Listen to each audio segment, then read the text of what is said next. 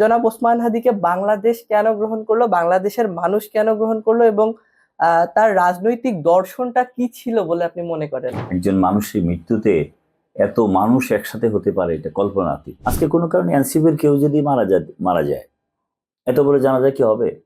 হবে না। এই রাজনৈতিক দর্শনগুলো নিজের মধ্যে ধারণ করতেন ওসমান হাদি, এই কারণেই তার জানা যায় এমন বিপুল সংখ্যক লোকের সমাগম ঘটেছে। সুতরাং আমি মনে করি ওসমান হাদির প্রতিটা কথা, প্রতিটা চিন্তা চেতনা সঠিক ছিল, এবং সেই চিন্তা চেতনার কারণেই তাকে জীবন দিতে হলো। প্রিয় দর্শক, দৈনিক সকালবেলার ফেসবুক পেজ এবং ইউটিউব চ্যানেলে আপনাদের সকলকে স্বাগত জানাই। আমরা সমসাময়িক বিষয় নিয়ে আলোচনা করব।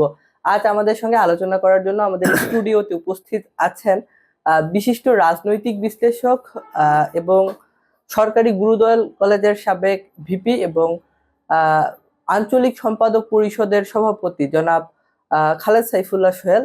স্যার, আপনাকে স্বাগত জানাই। এবং ধন্যবাদ আপনাকে, ধন্যবাদ দৈনিক সকালবেলাকে।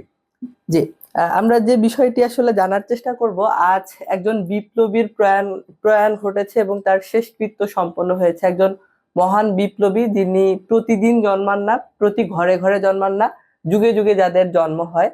তো এমন একজন সূর্য সন্তানের আজ শেষকৃত্য সম্পন্ন হলো। ওসমান হাদির কথা বলছি আমি। তো এই মানুষটিকেও, জনাব ওসমান হাদি, তিনি একজন ইন্ডিভিজুয়াল হিসেবে আমি যদি বলি যে তার যে রাজনৈতিক দর্শন অথবা তার বক্তব্যে তিনি যে বিষয়গুলোকে প্রাধান্য দিতেন, তো আপনার কাছে একজন রাজনৈতিক বিশ্লেষক হিসেবে জানতে চাই যে জনাব ওসমান হাদিকে বাংলাদেশ কেন গ্রহণ করলো, বাংলাদেশের মানুষ কেন গ্রহণ করলো, এবং তার রাজনৈতিক দর্শনটা কি ছিল বলে আপনি মনে করেন? ধন্যবাদ আপনাকে। যার সম্বন্ধে আপনি কথা বলছেন, আল্লাহ যেন তাকে বেহেশত নসিব করেন, ওসমান হাদি। আজকে তার জানাজায় আমি গিয়েছিলাম। হাজার হাজার মানুষ হয়েছে, অচিন্তনীয়। এবং মানুষ কোন দর্শন থেকে কিভাবে কারা এসেছে, কি স্বার্থে কারা এসেছে, এগুলির বিবেচনায় আমি নিব না। আমি শুধু নিব একজন মানুষের মৃত্যুতে এত মানুষ একসাথে হতে পারে, এটা কল্পনাতীত।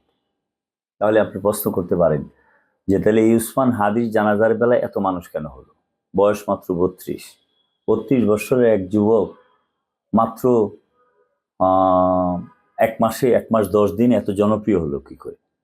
1 মাস 10 দিনে জুলাইয়ের অভ্যুত্থান হয়েছে। এই অভ্যুত্থানে তার একটা বিশাল ভূমিকা ছিল। তাহলে 1 মাস 10 দিনে একটা মানুষ জাতীয় হিরো হয়ে যায়, জাতির সবচেয়ে জনপ্রিয় মানুষদের মধ্যে কাতারে চলে আসে। আপনি এখন বাংলাদেশে যদি হিসাব করেন যে সবচেয়ে জনপ্রিয় মানুষকে, সবাই বলবে খালেদা জিয়া। দ্বিতীয় যদি কারো নাম বলেন, বলবেন তারেক রহমান। আপনি তৃতীয় নামটাই এখন চলে আসতে পারে ওসমান হাদির। কজিস ওসমান হাদি দর্শন তার কি ছিল আমি এত ব্যাখ্যাতে যাব না, বাট আমি যাব এটাতে, ও যে সময় জুলাইয়ের অভ্যুত্থানটা করে, সে প্রতিটা অন্যায়ের বিষয়ে গত 16 মাসে প্রতিবাদ করেছে। যেখানেই সে প্রবলেম দেখেছে, সে প্রবলেমের বিরুদ্ধে কথা বলেছে, এবং যেখানে যাকে সম্মান করা সেখানে সম্মান করেছে। আপনি খেয়াল করবেন তার মুখ থেকে প্রতিটা মানুষের সম্মানের কথাই বেশি বের হয়েছে। আর এজ এ ম্যান 1-2টা কথা এদিক সেদিক হতে পারে, এটা বড় ফ্যাক্টর না। বড় ফ্যাক্টর ইজ সে যেখানে শহীদ জিয়াউর রহমান সম্বন্ধে তার যে মূল্যায়ন ছিল, যে উনি একজন সেনাবাহিনীর জেনারেল হয়ে বহুদলীয় গণতন্ত্রের প্রবর্তন করেছেন, পৃথিবীতে রিয়ার। তিনি বেগম খালেদা জিয়া সম্পর্কে কমেন্ট করেছেন যে বেগম খালেদা জিয়া জেলখানায় থেকে এত নির্যাতিত হয়েছেন, এবং তার অনুপ্রেরণাই আমরা এই আন্দোলনটা করতে পেরেছি। এবং তার কাছে দোয়া প্রার্থনা করার জন্য তার একটা ইচ্ছা ছিল, যদিও বা সেই ইচ্ছাটা তার পূরণ হয় নাই। পূরণ হয়েছে এবার কেয়ার হসপিটালে একসাথে বেডে ঘুমানো। আল্লাহ এতটুকু তো কাছাকাছি নিয়েছে। এবং আরো যারা বড় মানুষ আছেন তাদের সম্বন্ধে তার মন্তব্য ছিল এই ধরনের। আর সে বাংলাদেশের স্বার্থের পলিটিক্সটা করতেন, বেশি বেশি ইন্ডিয়ার কথা বলতেন। ইন্ডিয়ার কথা আসলে বলার মতো সিচুয়েশন হয়ে গিয়েছিল, হয়েছে বলেই বলছে। কারণ ভারত গত 17 বছরে আমাদের স্বার্থের দিকে কোনোভাবেই তাকায় নেই, আমাদের গণতন্ত্রের দিকে তাকা নাই, আমাদের ভাষার দিকে তাকা নাই, আমাদের অর্থনীতির দিকে তাকায় নাই, শুধু তাকিয়েছে হাসিনার দিকে। এবং এইটাতে তাকিয়েছে, সেটা এই হাদি সবচেয়ে বেশি স্পষ্ট করে বলেছে যে তাকিয়েছে বলেই হাসিনা এখনো ইন্ডিয়াতে আছে। আমরা যে বলেছি 17 বছর হাসিনার স্বার্থ দেখেছে, এখন হাসিনাকে ইন্ডিয়াতে রেখে সেটা বোঝাচ্ছে হ্যাঁ এই কথাই সত্য। হাদির খুনিরাও কিন্তু সেই দেশে আশ্রয় নিয়েছে। ইন্টারেস্টিং আপনি পয়েন্টটা ধরেছেন। দেখেন, হাদির খুনিরা ইন্ডিয়াতে আবার চলে গেছেন এবং হত্যা করে কিভাবে গেল। আমার বড় দুর্ভাগ্য, যেদিন এই গুলিটা হয় 100-200 মিটারের মধ্যে আমি নামাজ পড়ছিলাম। আমি আসলে হঠাৎ করে আওয়াজ, তারপরে বাসায় গেলাম, আমার ছেলে আমার সাথে ছিল। আমি খুব ভাবতে পারি নাই যে এমন একজন বিপ্লবীর এই ঘটনাটা ঘটছে। তো এই খনিগুলা এত আমানতের সাথে তারা কি করে বর্ডার পার হইলো, আমার ভাবতে অবাক লাগে। আমার এই জন্য মাঝে মাঝে প্রশ্ন করতে ইচ্ছা করে, ডক্টর ইউনূস সাহেব এবং জাহাঙ্গীর সাহেব ওরা কি প্ল্যান করে কিংবা জানাশোনা অবস্থায় এটা হয়েছে কিনা, আই এম কনফিউজ। কিংবা সরকারের মধ্যে আরো সরকার আছে যারা এই কাজটা করেছে কিনা, কিচেন ক্যাবিনেট যেটা থাকে কিচেন বা ক্যাবিনেট ছায়া যেটা সরকার, ছায়া সরকার থাকে, তারা করেছে কিনা আমার সন্দেহ হচ্ছে। সন্দেহ এই জন্য হচ্ছে, ইনকিলাব মঞ্চ থেকে স্বরাষ্ট্র উপদেষ্টার পদত্যাগের দাবিটিও এসেছে অবশ্য। এবং ইন্টারেস্টিং যে আমি কথাটা শেষ করতে পারি নাই। ইসমাইল হাদিকে হত্যা করে ইন্ডিয়াতে চলে গেছে, তার মুভমেন্টে সমস্ত কথাবার্তায় অ্যান্টি ইন্ডিয়ান একটা মুভমেন্ট ছিল তার। আধিপত্যবাদ এবং বিরোধী। আমি বলি যে তাকে যে হত্যা করা হয়েছে, যারা হত্যা করেছে তার সাথে 10-12 দিন আগে তার সাথেই ঘোরাফেরা করতো। আমার প্রশ্ন, তাকে যে তার সাথে গেল, কারা পরিচয় করে দিল, কার রেফারেন্সে গেল, কার বডিগার্ড হিসেবে গেল, কেন সে নির্বাচনে ক্যাম্পিং এ যাবে, কেন তারা আশেপাশে থাকবে, বিষয়গুলো কি খতিয়ে দেখা বিষয়গুলো দরকার। অনেক ডিপে আপনাকে যেতে হবে। এই ডিপে যাওয়ার জন্য এবং যাওয়ার পরে তার হত্যাকাণ্ডের পরে আপনি যেটা বলেছেন যে তার খুনিরা পালিয়ে গেল, ইন্ডিয়াতেই গেল, তাতে প্রমাণিত হলো যে গত 16 মার্চ যাবৎ উসমান হাদি যে বলছে ইন্ডিয়া এই কাজ করছে, এবং ইন্ডিয়া তাকে হত্যার মধ্য দিয়ে প্রমাণ করলো যে তার কথাই সত্য। সুতরাং এই ইন্ডিয়ার সাথে তো আর যাই হোক আমাদের এত ভালো সম্পর্ক হতে পারে না। ইন্ডিয়া একটা দেশ, দেশের সাথে দেশের সম্পর্ক থাকবে, ইট ইস ন্যায্যতা ও সমতার ভিত্তিতে। সমতার ভিত্তিতে। কিন্তু সে তো হাদিকে মেরে ফেললো এবং তাদের ইনস্ট্রাকশনই মানা হলো। আমার কাছে মনে হয় এই হত্যাকাণ্ডের সবকিছুর সাথে ইন্ডিয়ার কিছু লোককেও ইনভলভ রাখতে হবে এবং তদন্ত এদিকে আসতে হবে। হাসিনা সাহেব তো আছেনই, উনি যেহেতু হত্যাকাণ্ডের শিকার, সে ষড়যন্ত্র করবে, আমরা সেই ষড়যন্ত্র মোকাবেলা করে এগিয়ে যাব। আমার বক্তব্য হয়েছে যে উসমান হাদির জানাজায় এত লক্ষ লক্ষ মানুষটা কি জন্য হলো, এই সমস্ত কারণেই হয়েছে। ইনকিলাব মঞ্চ নামে সে মঞ্চ করেছে, এটা কেউ জানে না, চিনে না, বুঝেও না, এটার কি লোকজন আছে কিনা এই জন্য। সাংস্কৃতিক সংগঠন, সাংস্কৃতিক যেটি সংগঠন, ছোট বাংলাদেশের বিষয়। প্রতিনিধিত্ব করবে আর এবং কি। সে যখন মিছিল করতো 10 জন 20 জন লোক হতো, 50 জন হতো, 100 হতো, কিন্তু তার জানাজায় তো লক্ষাধিক লোক হয়ে গেল। আধিপত্যবাদ বিরোধী যে অবস্থান, লক্ষ এবং লক্ষ লোক বাংলাদেশী হলো। জাতীয়তাবাদকে ধারণ করা। ঠিক আছে না?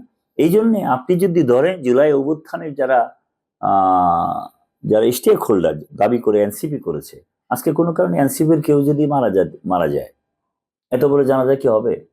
হবে না, আমি আপনাকে নিশ্চিত করে বলতে পারি। ধরেন আমাদেরও দলের অনেক বড় বড় নেতারা মারা যায়, এত বড় জানাজা হবে না। কেন হবে না জানেন? কারণ ইনসাফের যে বিষয় থাকে, এটা উসমান হাদি করেছেন এবং তার কথাবার্তায় চাল চলনে আপনি দেখেন সে জামাত সম্পর্কে একটা মন্তব্য করেছেন। জামাত গুপ্তভাবে রাজনীতি করে, রিমোট কন্ট্রোল সিস্টেমে, যে তারা প্রকাশ্য রাজনীতি করে না। নাহলে হাসিনার 17 বছরও রাজনীতি করেছে কে? আন্ডারগ্রাউন্ড পলিটিক্স করতে। জামাত বাদ, তাহলে গেলে এনসিপি ছোট পার্টি, তারা ওইভাবে ধরে রাখতে পারে না। উসমান হাদি বলছে আমাকে যদি মেরে ফেলে তাহলে আমি শেষ। তাহলে চোখের উপর চোখ রেখে কথাটা বলবে কে?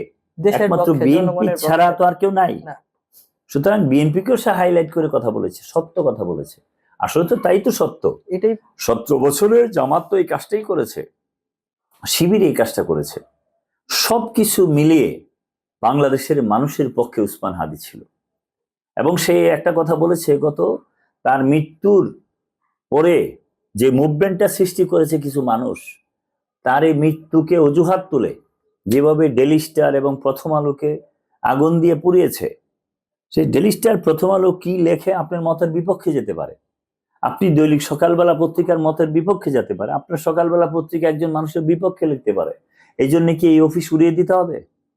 আপনি 2টা অফিস পুড়িয়ে দিল। সেই সম্বন্ধেও উসমান হাদির বক্তব্য ছিল যে প্রথম আলো যদি ভুল করে, তুমি 10টা প্রথম আলো করে তার প্রতিবাদ করো, আর তুমি তাকে পুড়িয়ে দিবা কি জন্য? তাহলে যে মারা গেল তার কথাও তো ওরা রাখলো না, যারা পুড়িয়ে দিয়েছে। অর্থাৎ তারা একটা স্বার্থ গোষ্ঠী, তাদের স্বার্থন্বেষী গোষ্ঠী, একটা স্বার্থ হাসিল করে বাংলাদেশটাকে অস্থিতিশীল করে একটা স্বার্থ হাসিল করতে চায়।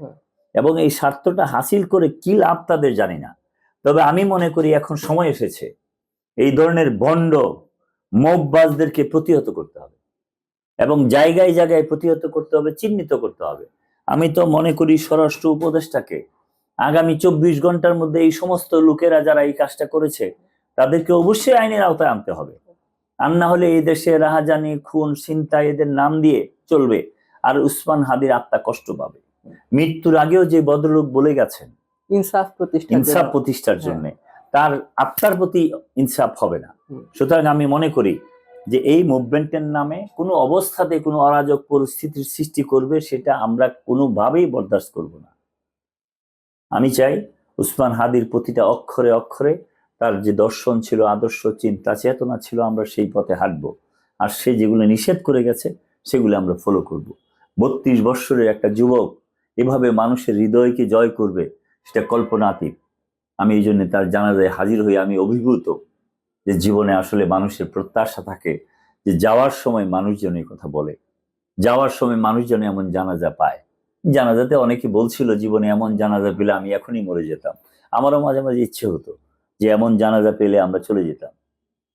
সুতরাং আমি মনে করি উসমান হাদির প্রতিটা কথা, প্রতিটা চিন্তা চেতনা সঠিক ছিল, এবং সেই চিন্তা চেতনার কারণেই তাকে জীবন দিতে হলো। জীবন দিয়ে উনি চলে গেছেন। যারা ভাবছিলেন জীবন দিয়ে চলে যাবেন, তারপরে তার আর ধারাবাহিকতা থাকবে না। আসলে উসমান সাদির যে চিন্তা চেতনা, এটাকে আমরা ধারণ করে আমরা অনেক দূরে গিয়ে যাব ইনশাল্লাহ।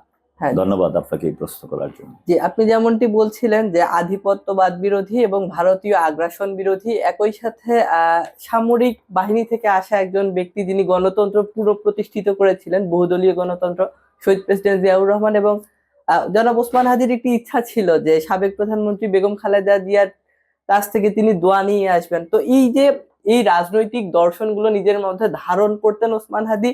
এই কারণেই তার জানাজায় এমন বিপুল সংখ্যক লোকের সমাগম ঘটেছে এবং অসংখ্য মানুষের ভালোবাসায় তিনি সিক্ত হয়েছেন। স্যার, আপনাকে অসংখ্য ধন্যবাদ। আপনি আমাদের স্টুডিওতে এসেছেন, আমাদেরকে সময় দিয়েছেন। প্রিয় দর্শক, দৈনিক সকালবেলার সঙ্গেই থাকবেন। এতক্ষণ সঙ্গে থাকার জন্য ধন্যবাদ।